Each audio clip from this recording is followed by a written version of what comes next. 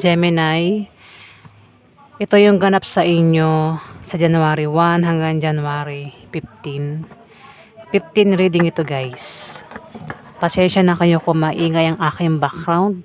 Wala po akong magagawa dyan. Tayo na lang umintindi guys.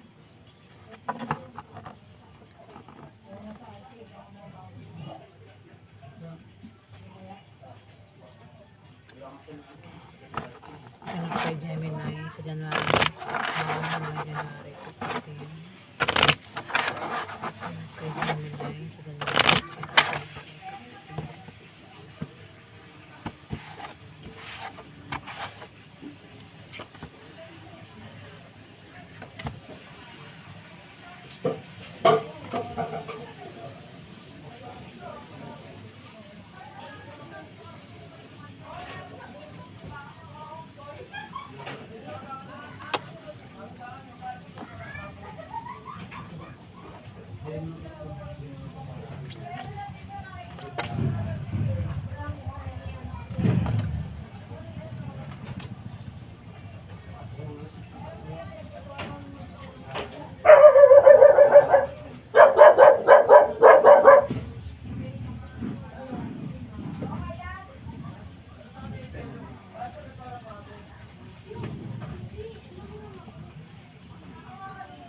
Gemini, may manloloko dito oh. May manloloko.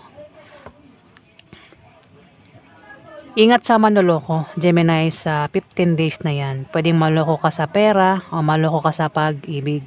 Ano mang klaseng panloloko yung gagawin sa'yo ng taong ito, ingat ka. Kasi nga may manloloko, huwag nga basta-basta magtitiwala. Kung ito patungkol sa pera, ingat sa mga easy money o scam.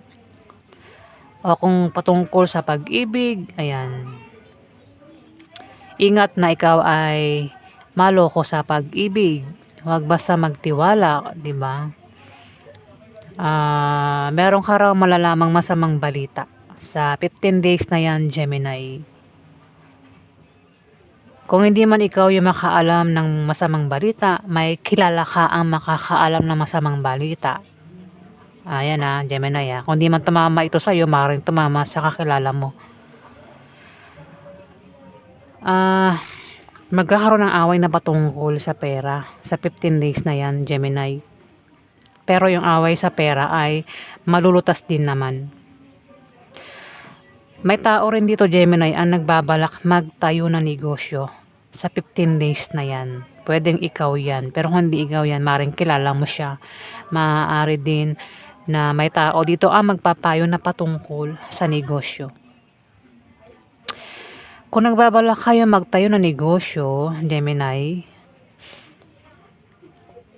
mayroon ka makakasama dyan na maaaring hindi mo siya makasundo. Pwedeng yan ay ka-business deal mo. Kung naghahanap kayo ng ka-business deal sa negosyo nyo, ang taong ito ay hindi mo makakasundo, Gemini. Pwede magkaroon ng away sa inyo, tampuhan, selosan, sagutan. Maaari din na machismis kayo sa 15 days na yan. Kung sino man yung kasama mo sa negosyo mo. Ngayon, kung hindi mo kilala ang taong ito, kilalanin mo o pakisamahan mo para magkasundo kayo. Ayan Gemini. Kung may trabaho naman ng iba sa inyo, maaaring ma-promote o lumaki sahod nyo. Kung may negosyo kayo, may paglago, may pag-unlad. Kung utang, sino man itong may utang, maaaring makabayad na sa utang. Ayan, kung sino man itong may utang, Gemini. Sa mga nagbabalak magtayo ng negosyo, magagawa nyo raw, magtatagumpay daw kayo sa binabalak nyong pagtayo ng negosyo. Kung wala daw kayong pera o kung wala kayong pampuhunan, may magbibigay sa inyo ng pera o maaaring pautangin kayo. Kaya tuloy yung binabalak nyong itayong negosyo, Gemini. Meron kayong mga kadil na Capricorn, Virgo, Taurus, Libra, Aquarius, Gemini. Merong may edad na at saka bata pa na Libra, Aquarius at Gemini.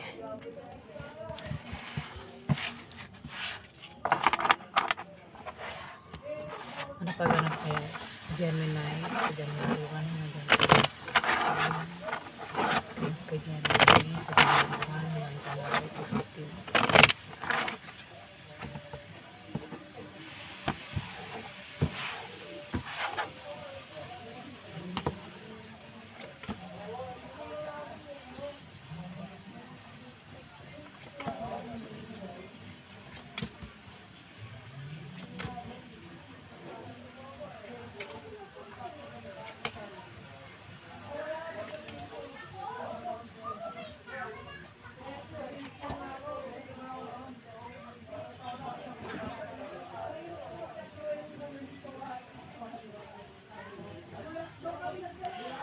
Gemini, meron kang mga kasama, meron ka raw kasama sa trabaho mo, sa negosyo mo, o maaaring kasama mo yan sa bahay nyo, o kung saan mo pa yan kasama, maaaring magka-problema ka sa kanya sa 15 days na yan, Gemini.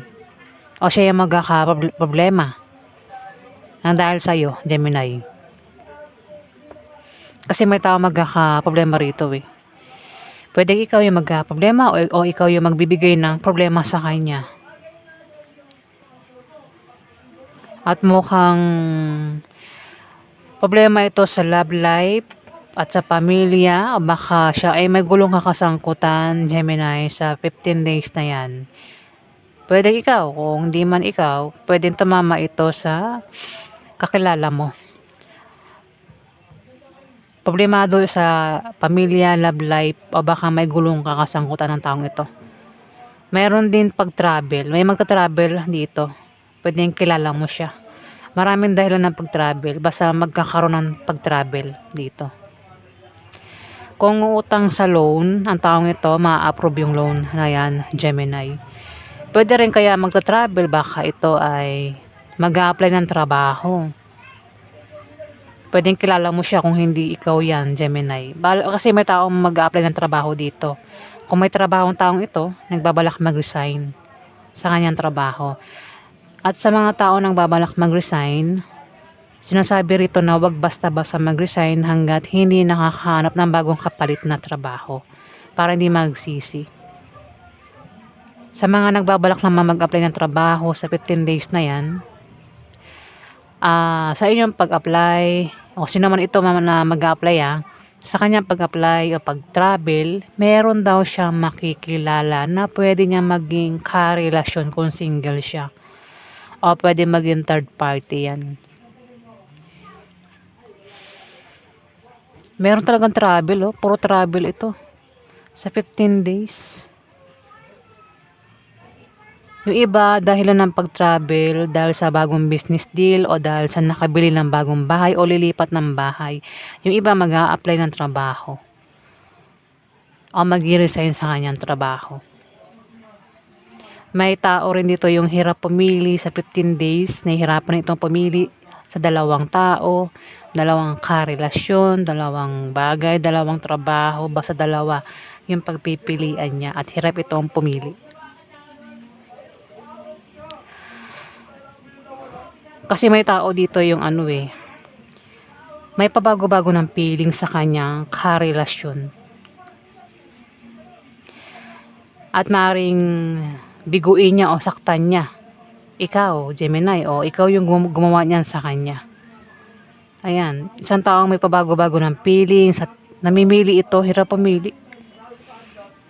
Ayan Gemini, pwedeng ikaw yan.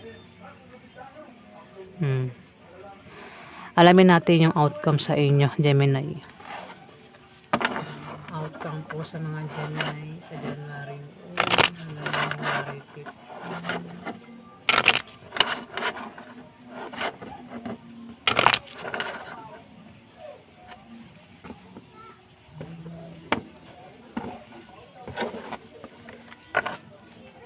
Outcome po sa mga Gemini sa January 1 hanggang January 15. Outcome po sa mga Gemini sa January 1 hanggang January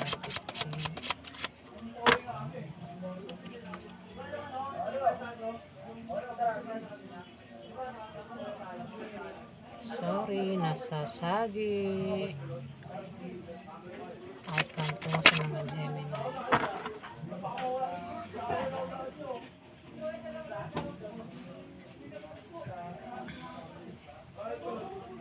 Gemini, may tao dito ang mapapaaway.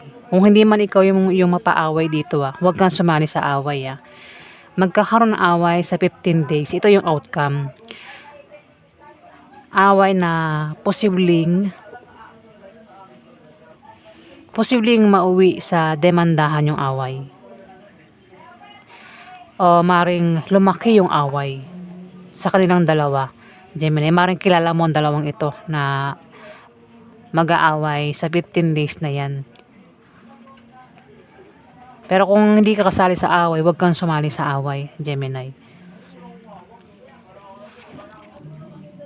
Pero may tutulong dito, Kung magkaroon ng away, may tutulong dito.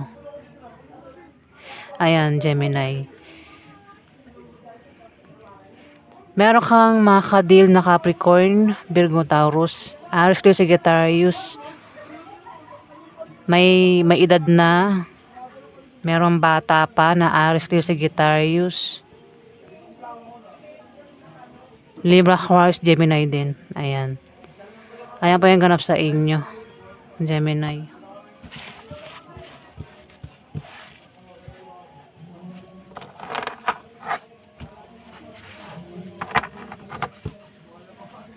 Maraming salamat po guys sa inyong suporta at pagtitiwala. Maraming salamat po.